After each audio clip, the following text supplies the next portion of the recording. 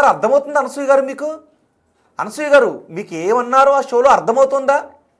రాశి ఫలాలు వేరు, రాశి గారి ఫలాలు వేరు. 3.5 సంవత్సరాల క్రితం ఇది బయటకు వచ్చిన ఒక కామెడీని మరి ఇంత వెకిలి కామెడీ చేస్తారా అలాంటి షోల్లో? పైగా అది స్క్రిప్ట్ కదా, ముందుగానే స్క్రిప్ట్ అంతా రాసుకుని ఉండుంటారు. అది నోట్లోంచి అప్పటికప్పుడు వచ్చిన మాట అయితే కాదు కదా, స్పాంటేనియస్గా వచ్చిన మాట కాదు కదా. అది స్క్రిప్ట్ రాసుకొని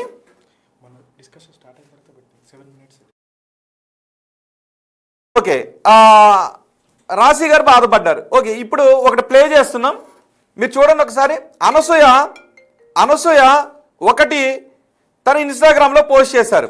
డియర్ రాశి గారు, my sincere apologies to you.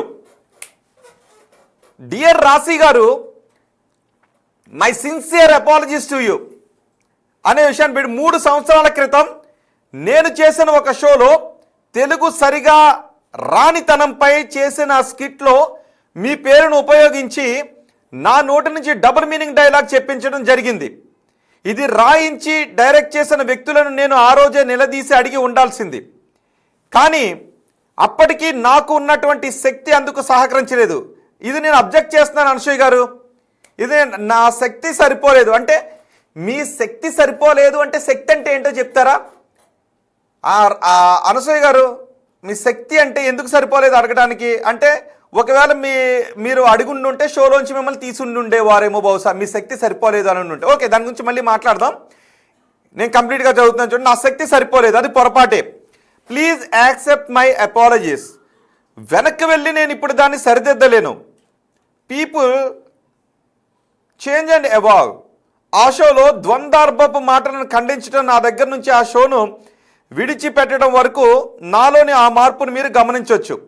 ఈరోజు మహిళలందరి భద్రత గురించి గట్టిగా మాట్లాడుతున్న నాకు వ్యతిరేకంగా అప్పటి ఆ మాటలు తీసి హేట్ క్యాంపెయిన్ నడిపిస్తున్నారు.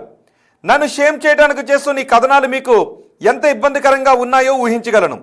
ఆ కార్యక్రమం దర్శక, రచయిత, నిర్మాతలు మీకు క్షమాపణలు చెప్పినా చెప్పకపోయినా నా బాధ్యతగా నా తప్పును అంగీకరిస్తూ మీకు క్షమాపణలు చెబుతున్నాను అని ఒక అపాలజీస్ చెప్తూ రాశికి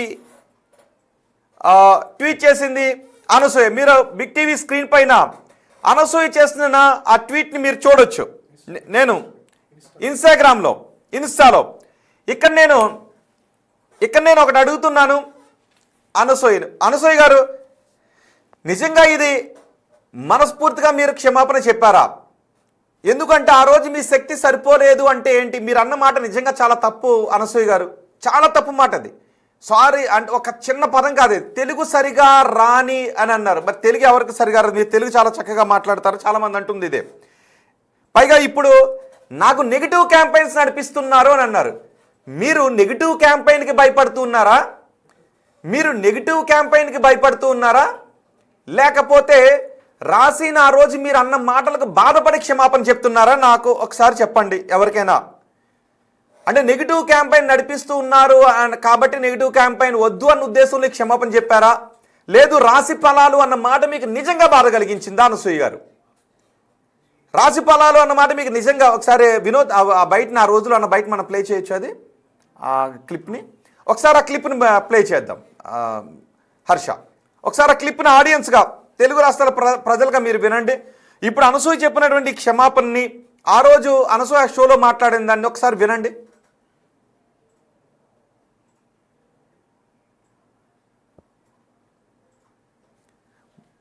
మొత్తం ఓకే వినండి.